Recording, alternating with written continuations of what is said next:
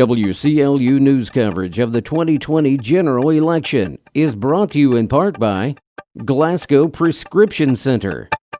The Glasgow Prescription Center is proud to be your whole life pharmacy because our goal is to provide the best pharmaceutical and home medical care to every patient that comes in our door. Log online to glasgowrx.com or call 270-651-8889 to find out how Glasgow Prescription Center can serve you.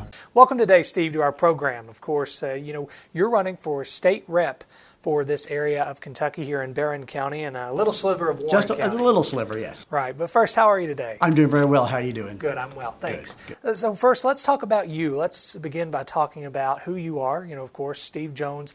I know I've talked to you a little bit on the air here at WCLU about some different things you're involved in, but also just tell the constituents about yourself. Sure. Well, I've lived here in Glasgow, actually Barron County, just outside Glasgow, for about 18 years. I'm married to Dr. Sherry Jones, who's a family medicine physician whose practices in Columbia. I've got 3 kids at various levels of education, all the way from 30 down to 16. And I've done several things here in town. Most people that first met me when I became the director of the Plaza Theater here in Glasgow when it first opened. And I did that for about 6 years. And I've gone through other positions. I've worked prior to that, I actually managed the Capitol Arts Center in Bowling Green and was part of the planning team that's trying to plan and set up a SkyPack, which eventually came to realization. I've worked for SkyPack. I've worked for a large-scale manufacturing furniture company in Columbia. And currently I work for CASA of South Central Kentucky, which is a nonprofit that my job is to help train and recruit advocates volunteers to speak on behalf of the children in the court system, the family court system, and the foster care system. Sure.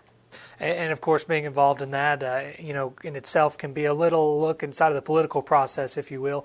It is. Even though it's the judicial system, which is supposed to be apolitical, sure, there's nothing that's apolitical. That's right. It's been a very eye-opening experience. I've learned a lot in that position. Like I say, I started as a volunteer with them, not originally as a staff member, but I enjoyed and believe in so much what they're doing in the mission that when a position opened up, I applied for it and was lucky enough to get it. Good deal. So let's talk about your adventure now in the world of politics. And I know that word can be scary for some, and I don't want that to. I just mean generally. Entering as a candidate now for an office to represent this area. Of course, talk about how you got involved in this and moving forward, what you hope to do with this office if you're elected. Sure. I never, 5-6 years ago, never would have thought I'd be running for office. But I've seen things that, in my opinion, mistakes and changes in directions that we're making both nationally and here in the Commonwealth that I just can't agree with. I'll be honest, I became active in politics after Trump won the presidential election.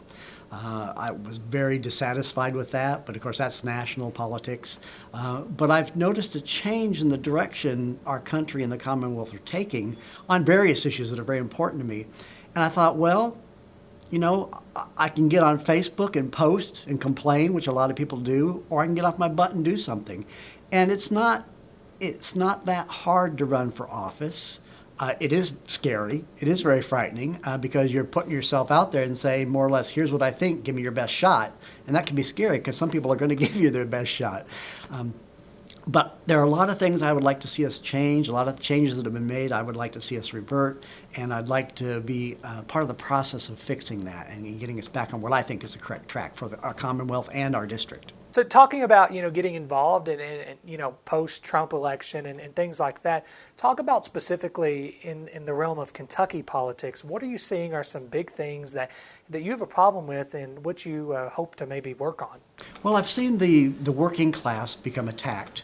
Right off the bat, once the Republicans took back the full legislature, we saw right-to-work laws passed and prevailing wage repealed. And that's an outright attack on the labor force in our country, our state. I think it's kind of interesting that we have right-to-work laws, and it's a beautifully named thing for the Republicans. It sounds like, well, yeah, everyone should have the right to work, but that's not what it's about. It's about taking away the ability of people to unionize, of laborers to be able to unionize. And what it more or less does is that if you are a member of a union shop, You cannot be forced to pay the dues to the union, but you have to get the full benefits of the union. And that's just crazy. What I find ironic about that is that the Republicans who support this idea are usually the ones that are also against socialism. But you're having a group of people not contributing to an organization, yet getting the benefits of that organization. Isn't that what socialism is? I mean, I just don't see how they don't make that connection. But between that and prevailing wage, you're taking money out of the pockets of the citizens of the Commonwealth. And that's just one of several issues that I disagree with very strongly. Sure, and I know with this area being, strongly conservative, but also, working, just getting an idea of you as a candidate, how would you classify yourself? Yes, you are a Democrat, but would you say that you are, let's put it this way. There can be Republicans and Democrats that can agree on things. Yes, there are radical ideas on both sides. But in your, of course, ideology moving to be the representative for this portion of the state, what are some issues that are relevant to the way you believe in your political ideology? Well, I guess I'd say on the spectrum of Democrat from conservative to moderate Democrat to progressive, I'm probably more progressive. I wouldn't say that I'm what a lot of people call AOC progressive, but I do believe a lot of the same ideals. I think there's lots of things that we've lost track of that both parties have politicized. For example, climate change. Obviously, that's an issue bigger than just the Commonwealth, but it does affect the Commonwealth. But my take on something like that is that, when I was growing up, everyone just talked about we needed to reduce pollution. And I think everyone today would still say that we need to reduce pollution. If we can put out less noxious fumes in the air, keep cleaner water, and that's really what, climate change is all about. Forget making it the political about who caused it and who's responsible. Why wouldn't it help everyone in Kentucky to have cleaner air, cleaner water, good drinking water, not contaminated groundwater, and all those things. So I guess I do lean more progressive, and like I mentioned with the prevailing wage laws, I'm very much pro-labor, pro-union.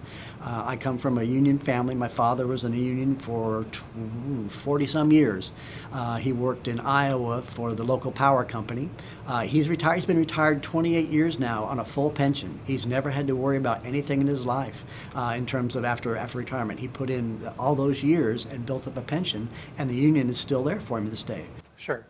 So kind of looking at coming into this, of course, looking at your opponent, what are some things that you would lay out for people to say that, again, I'm highlighting things you're dissatisfied with, because that directly correlates with why you're running, I think. Exactly. So when we're looking at your opponent, Mr. Steve Riley, what are some things that Mr. Riley has stood for or perhaps completed or done that you might not necessarily agree with? And what is your, point on that? Do you look to maybe reverse some things or just maybe take a different viewpoint on it?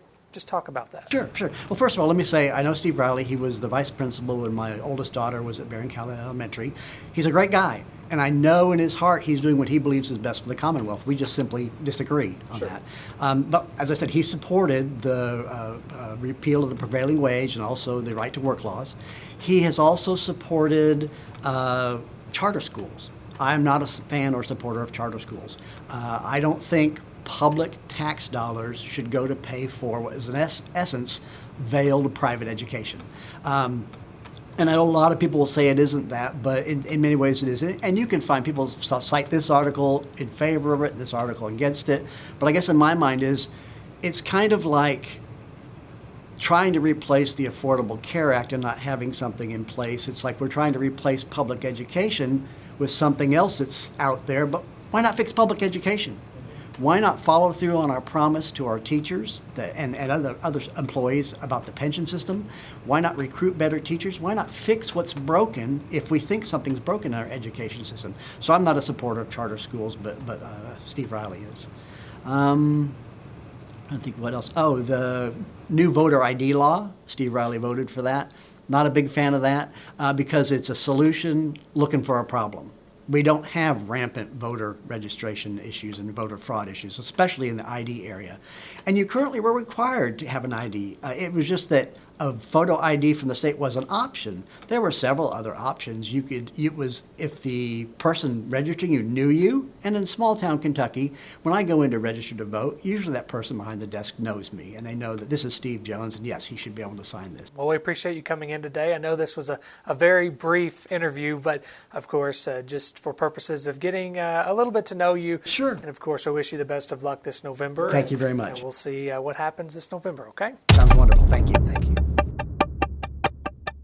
Hi, I'm Brennan Crane, News Director for WCLU Radio. Thank you for watching this portion of our 2020 election coverage. Visit us at WCLUradio.com and online at Facebook and Twitter for the latest and breaking news updates.